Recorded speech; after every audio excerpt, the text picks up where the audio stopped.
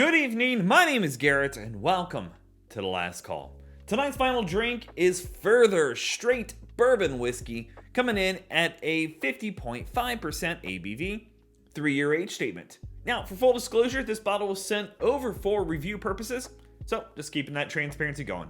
Now, Furthur here has a fairly colorful background, and kind of a pun intended on that one, but it is named after the bust that's on the front of this bottle, and I'll put a closer picture of it over here as well. But this bust was purchased by Ken Kinsley, who is an American author. Probably the book I know him most for is One Flew Over the Cuckoo's Nest.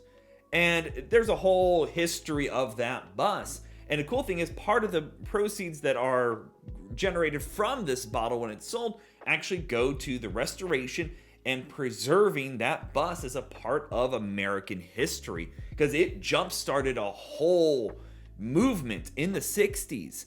And it's really cool to learn about it. And there's actually a couple documentaries on YouTube and a few places I was actually watching while doing the research over this bottle. Now, we also do know a little bit about the spirit that's inside the bottle too. It is comprised of a blend of 3 and 5-year-old bourbon that tends to be high rye, comprising of 60% corn, 36% rye, and 4% malted barley, all coming from MGP, which there's nothing wrong with sourcing from MGP. They make good whiskey. So let's get into things. As always, we're going to be trying it 2 different ways. First way, neat, no ice, no water. Second, we will add just a drop of water, see if anything changes up. And as always, make sure you like the video, subscribe to the channel, hang around for a bit.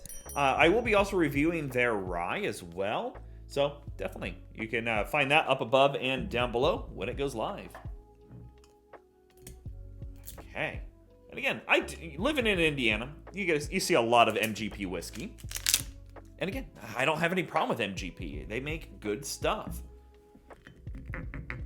I just found it interesting of the whole history of Furthur and the bus, and I was like, wow, I didn't really know much about that kind of stuff, obviously.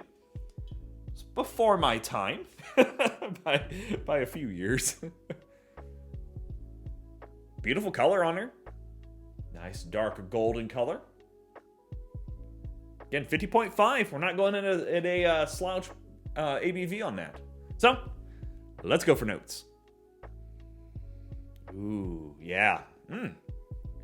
Smells like MGP, which is classic notes for me. Beautiful, beautiful citrus, orange in there, bit of spice. Oak layer is very present.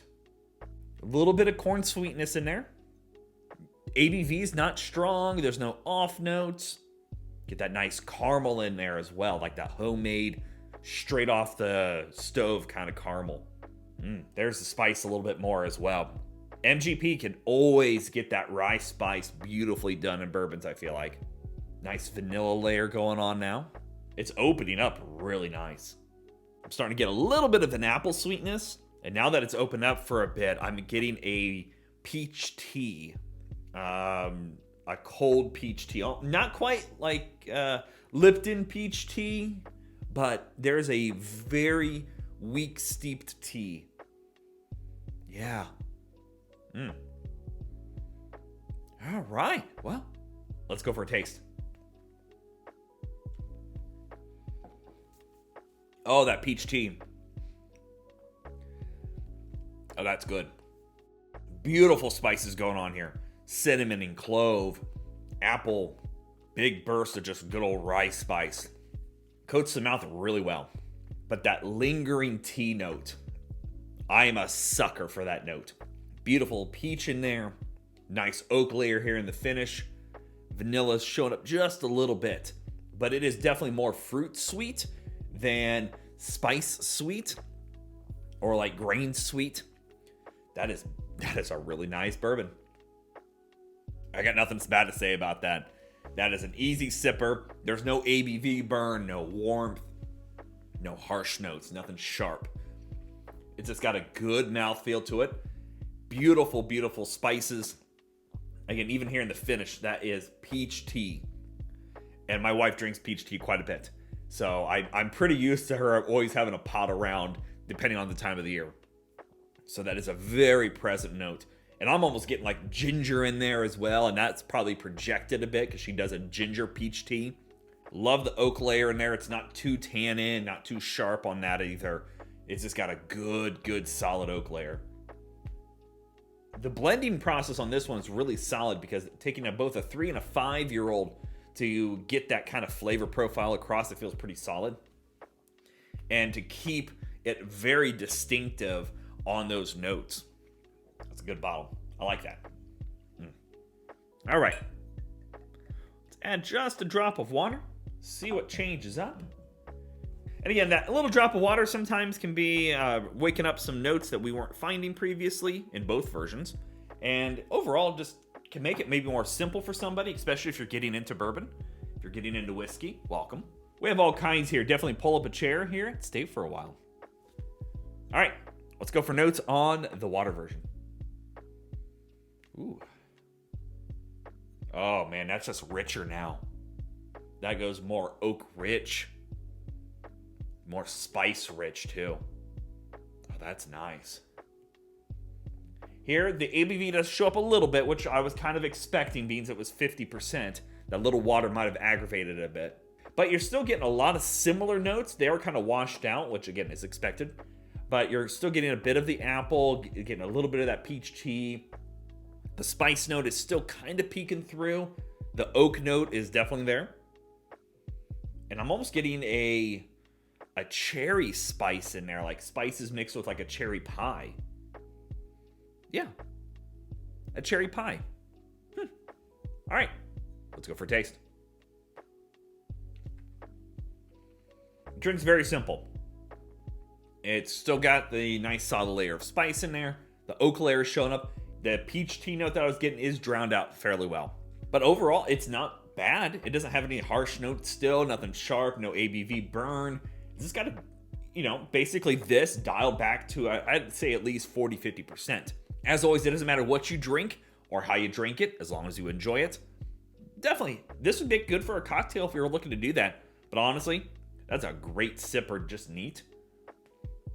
Even the water version is not bad at all. I think it would probably do very well in an old fashioned or any other kind of whiskey cocktail.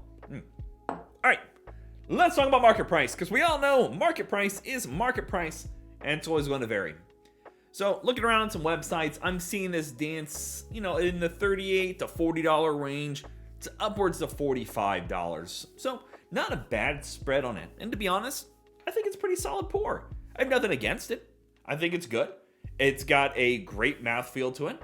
The high ABV is really where this is kind of winning me over.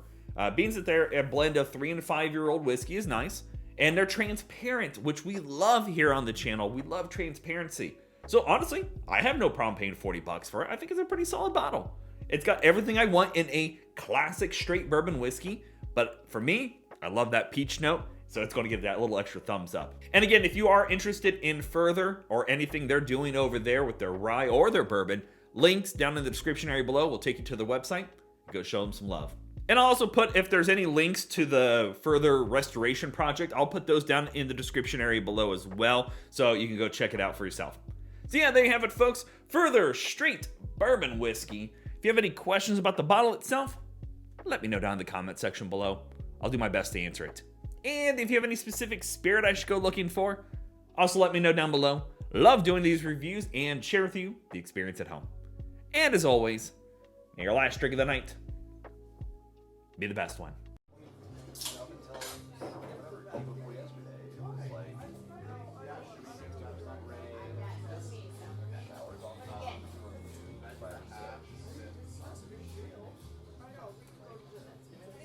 And I really like it might